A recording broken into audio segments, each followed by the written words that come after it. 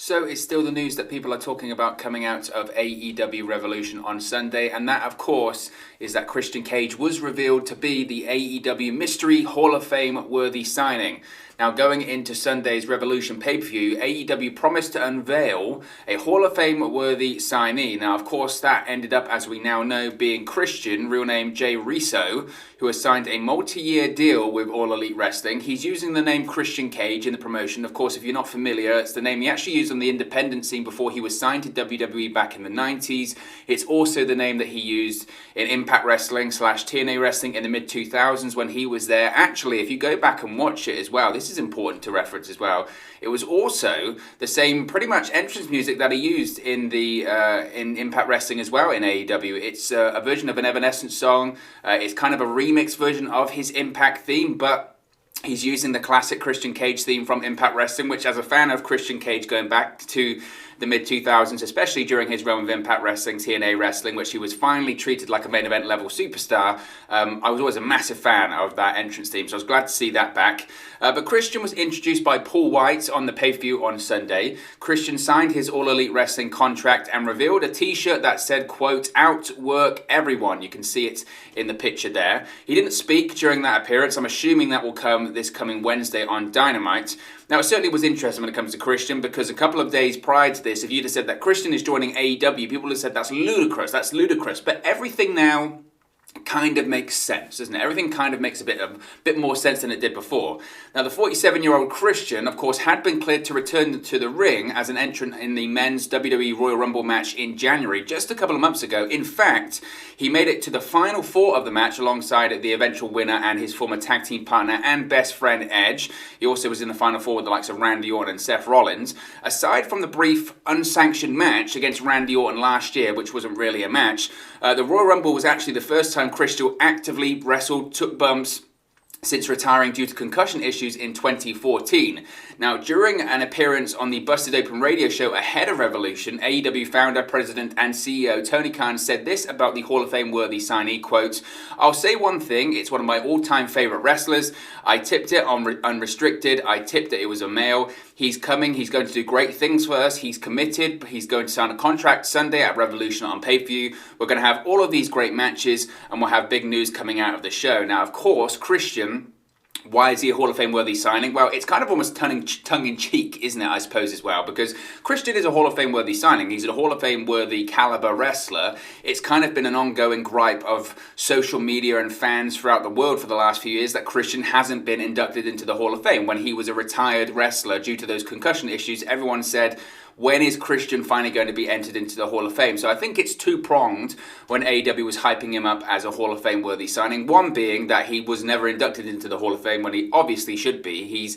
Now he's wrestling again, he won't be for a while, but he was overdue when he was retired. And two, legitimately, he has had a Hall of Fame worthy career, hasn't he? Whether it's part of the Bruise, revolutionizing the ladder match, TLC matches, Edge and Christian, the Hardy Boys, the Dudley Boys, multiple-time Intercontinental Champion, two-time World Heavyweight Champion, one of the best in-ring workers over the last couple of decades. I mean, if you talk to anyone inside pro wrestling, and there's certainly been a lot of guys since Sunday coming out talking about Christian, whether it was Jon Moxley a couple weeks prior to Revolution talking to Gary Cassidy over there inside the ropes, whether it's Cody Rhodes last night on Twitter saying that Christian is a genius.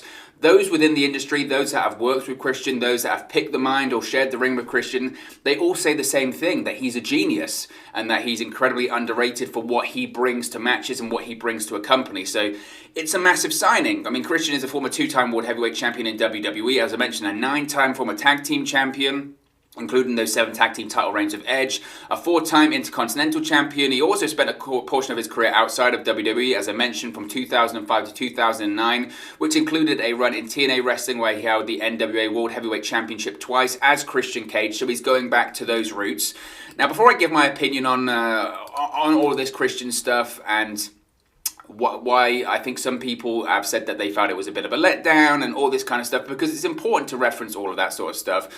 Tony Khan has said a few things about how this whole story came together, how the signing came together, because obviously, as I mentioned, a few days ago, before the Christian rumors really started to start, you'd have said it was impossible. You would have assumed he was under contract with WWE, and you would have assumed, considering he was cleared by WWE and he was in the final four of the Royal Rumble, surely WWE 1 would have some creative for him heading into WrestleMania, and 2, he would be under contract, right?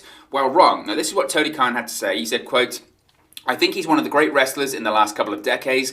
He's had great matches in different companies. He's a great singles wrestler, a great tag champion, and I think he adds a lot here. He has one of the best minds in wrestling and is in great physical condition.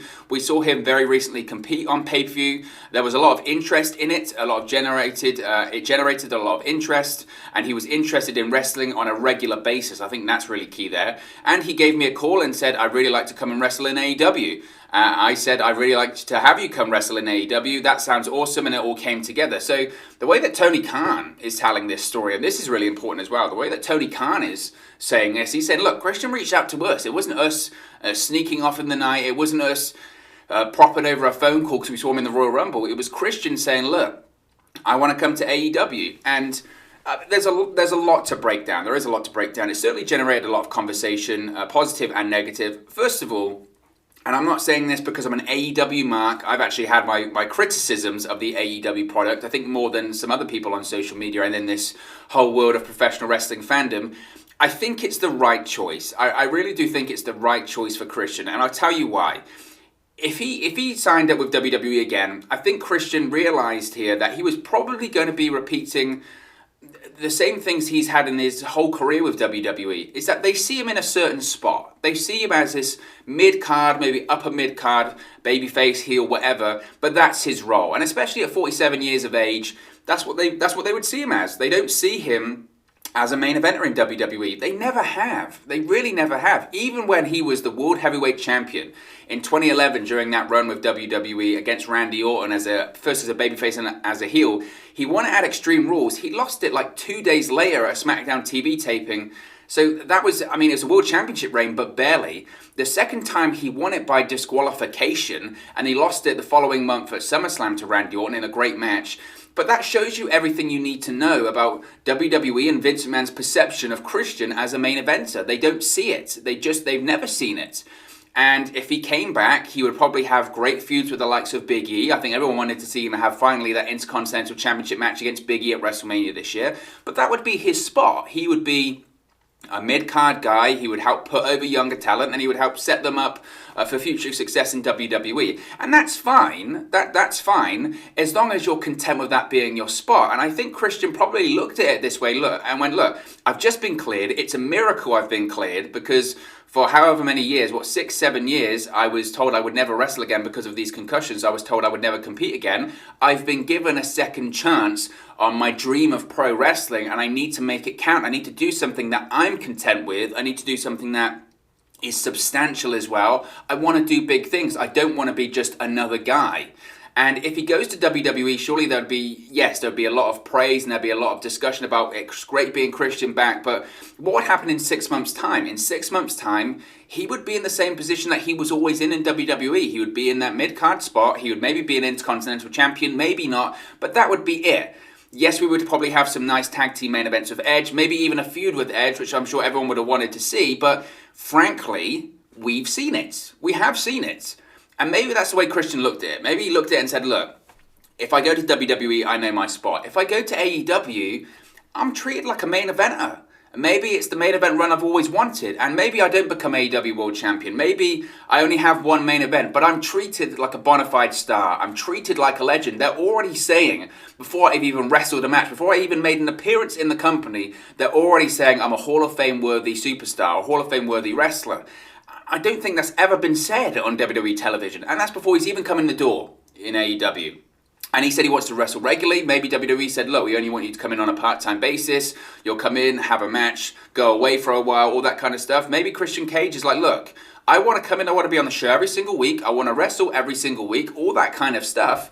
Maybe it's just Christian thinking, look, I want to make this count. And there's a plethora of stars that he's never competed against before in AEW, whether it's Kenny Omega, Darby Allin, some of the big guys as well, you Wardlows, Luchasauruses, you name it. And maybe it's going to get up against some guys he has faced off before, whether it's Chris Jericho or Paul Wight or whoever.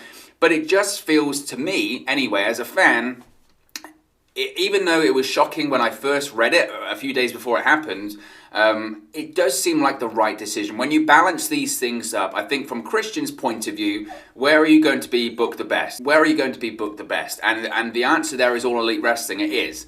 What will he do in AEW going forward? I don't know. I don't know who he's going to face off against. I don't know if he's going to be involved with Paul Wight. I don't think so. But you've got people already in AEW hyping this man up as a genius. And I don't think that would have been the same when it comes to WWE. And it kind of changes the context, doesn't it, of that final WWE appearance back in January when he hugged Edge in those moments in the Royal Rumble. It goes to show that that wasn't a, we're back, we're going to do great things. That was a goodbye. That was possibly, and I think probably is, unless Christian makes some miraculous return to WWE in a couple of years' time, which I don't see, frankly. That's probably the last time that Edge and Christian will share the ring together. And that's a massive monumental moment. So it adds this extra layer of emotion to what was already an emotional and a moment that we never thought we'd see again. So, I mean, that adds on top of it as well. But I think, and I want to touch on this as well, obviously a lot's been made about the Hall of Fame worthy, and was it a letdown? Did it live up to hype? Did it exceed expectations? Did it disappoint expectations? I said going into it, I did a video prior to Revolution on Sunday, and I said that I felt it was going to be Christian. When I was looking at, the possibility, the things that were most likely, I felt it would be Christian. And I get it. I get why some people are disappointed. But the only reason that people are disappointed is because they let their minds go somewhere else. Yes, AEW said it was a Hall of Fame worthy signing, and frankly it is. Christian is a Hall of Fame worthy signing. We've been saying it for years. The same people that have been disappointed about this signing and saying it was a big letdown, all that kind of stuff, are the same people that have been saying for years, oh, Christian should be in the WWE Hall of Fame. There's no doubt Christian should be in the Hall of Fame. And it was a Hall of Fame worthy signing. You can't argue with that. And I think maybe if the rumors hadn't have come out prior to Revolution, in the few days prior to Revolution, maybe if those rumors hadn't have come out, people would have been more excited about it. I think because those rumors did come out that it probably was going to be Christian Cage, once it was revealed that it was him, people were like, oh, maybe it was the rumors were right, all that kind of stuff. I think people that thought it was going to be a Brock Lesnar or a CM Punk, I said it before when we did all of those preview videos, I never felt it was. The Brock Lesnar one, as much as a mercenary as Brock Lesnar is to the pro wrestling business, as much as it is about money and all that kind of stuff for Brock Lesnar, in my opinion, will only ever wrestle for WWE. Because I think WWE are, frankly, the only people that can afford him. I know people are going to say, well, Tony Khan's richer and all that kind of stuff, but WWE, when their stock was nearly at $100 a share, back in sort of 2018, around that period of time, Brock Lesnar was still expensive for them then. Not, don't even factor in during a pandemic where revenues are down and all that kind of stuff, and AEW isn't as big a company as WWE. Could AEW theoretically could maybe afford Brock Lesnar, but I don't think he would. I think Brock Lesnar is strangely loyal to Vince McMahon, and I know people will say, well, so was Paul Wight, and so was Christian, and so was Chris Jericho. It's another level. Paul Wight, Christian, Chris Jericho, all of those guys that have come over to AEW from WWE, they're still nowhere near Brock Lesnar money. They're just not. They're not. And I don't even know if they ever will be. Brock's contract is astronomical in WWE. I think the only person that beats it is John Cena, and John Cena isn't even there full time either. So I never thought it was going to be Brock. I think Brock will end up in WWE. Brock could return to WWE television in the next couple of weeks because it's WrestleMania season. You got to remember that as well. So Brock, I never thought it was going to be Brock. CM Punk, CM Punk's going to AEW is a possibility in the future. But as I mentioned at the time, when it comes to CM Punk, I don't think they would do it in this way. I don't think they would announce it going, oh, there's going to be a mystery signing on Sunday, and then that would reveal to be CM Punk. I don't think CM Punk would want to do it that way. CM Punk's always about the shock and the surprise and doing things that nobody sees coming. Frankly, everyone expects CM Punk to sign with AEW at some point. They have since AEW's become a thing back in 2019. So, and CM Punk knows that. So I think when it comes to that, when it comes to Punk going to AEW, if he were to show up, and I said this before, if CM Punk was to show up in AEW, Punk would show up at the end of a pay-per-view, Punk would show up at the end of a Dynamite, Punk would show up at the end of a Dynamite, at the end of a pay-per-view, and social media would explode and be a buzz. That's what CM Punk, I think, would want to do. I don't think they would have a situation where Paul Wight goes on Dynamite and says, we're going to have a Hall of Fame worthy signing appear on Sunday, and then they have a guessing game and try and figure it out. I just don't think CM Punk would want to do it that way. Do I think CM Punk will end up in AEW at some point? I think he's warming to it, and if you listen to any interview that CM Punk has done talking about a possible return to pro wrestling, it's either in AEW or it's in New Japan. I don't see it in WWE. It's too harsh there. There's too much bad blood. There's too much negativity. I mean, they sued each other. He was fired on his wedding day, all that kind of stuff. And if you get down to the nuts and bolts of creative as well, he doesn't want to be in that sterile corporate, creative, professional wrestling, or whatever 2021 version of professional wrestling is in the eyes of WWE. He doesn't want to be in that environment. He wants to be in an environment like an AEW, where the creative is a bit more loose, where he does have a greater input, and he can do what he wants and comes and goes as he pleases. He can do all of that in AEW. And if you look at the roster, I mean, there are names he hasn't faced before. He's more interested in that. He said that, whether it is Kenny Omega or Darby Allin or whoever, he's interested in that. So I've always felt that CM Punk, I didn't think it was going to be him on Sunday. I've always thought it's a possibility, but not this Sunday. So that leaves the question then who else was it going to be? Okada, would that have been a big name? Yes. Would that have got? But again, I think people were always going to complain. I think that's the whole point here. People were always going to complain regardless. I didn't think it was a letdown. I think the only reason people felt it was going to be a letdown is because they'd overhyped it in their own minds. And that's sometimes the problem. That's sometimes the problem with teasers nowadays, is that with the internet, with social media, with different threads on Twitter and all that kind of stuff, people can just let their imaginations run wild, which sometimes is a good thing, but sometimes isn't a great thing, because expectations get raised so high you can never match them. You can never match them. If you look at the facts on paper when it comes to Christian Cage, it's a big signing. It's a big signing, and again, I think the reason people might feel it's underwhelming was because their expectations or their imaginations ran wild. And two, we had a few rumours before it came out, so people already felt disappointed because the surprise had been spoiled, all that kind of stuff. I thought it fit the profile perfectly. I really did. And it's a massive signing. I think what you do have to look at when it comes to all of this is, I think, pure negligence from WWE's point of view. I really do. I think it's staggering. I think it's absolutely staggering that WWE would clear Christian. WWE would have Christian jump through the hoops of getting cleared and coming to the Royal Rumble, have this massive moment, this reuniting with Edge and all that kind of stuff in the ring. I find it staggering they would go through all of that and they would have nothing for him. They would have nothing ready for him, or they wouldn't have, at the very least, have Christian sign a contract first. You would think they would do that, right? When Edge returned in 2020 to the Royal Rumble, when Edge did all of that, his contract was already signed. He was cleared, he had signed, plans are in place, Royal Rumble done. Christian, they didn't do that. They cleared him, comes to the Rumble, oh, we don't have a contract signed, I'm not necessarily sure if we had creative plans in place, none of that. That just seems crazy. That seems crazy. And maybe because of that, because you got to remember, according to Tony Khan, AEW didn't go seeking out Christian or anything like that. According to Tony Khan, Christian called us. So maybe if that's the case, Christian found out that there wasn't a lot of creative for him, or he hadn't signed a contract, or they hadn't offered the terms that he wanted. And now, because this is the landscape that we're in 2021, thank God there's competition and there's different places for pro wrestlers to go, even during a pandemic, Christian went, you know what? I can go to AEW. They can make me a good offer. He knows that because that's what AEW did for Edge. AEW offered Edge a deal first, and he went to WWE, and they said, don't go to AEW, gave him a big contract, and now Edge is doing what he's doing on WWE TV. It's the same here with Christian. Kind of the other way around, though. I guess that he returned, WWE maybe offered him something, or whatever. Christian wasn't happy. He calls AEW, they make it happen. So I find it still very, very surprising. I find it staggering.